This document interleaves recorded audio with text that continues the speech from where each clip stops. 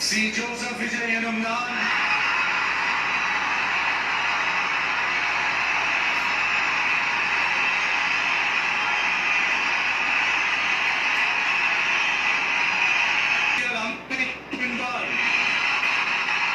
உண்மையான நம்பிக்கையும் மாறா பற்றுதல் என்றும் இந்திய நாட்டின்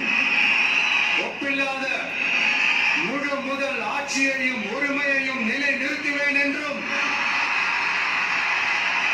தமிழ்நாட்டு அரசின் முதலமைச்சராக உண்மையாகவும் உளச்சான்றின்படியும் என் கடமைகளை நிறைவேற்றுவேன் என்றும் அரசியல் அமைப்பிற்கும் சட்டத்திற்கும் இணங்க அச்சமும் ஒருதலை சார்பும் இன்றி விருப்பு வெறுப்பை விலக்கி மக்கள் அனைவரும்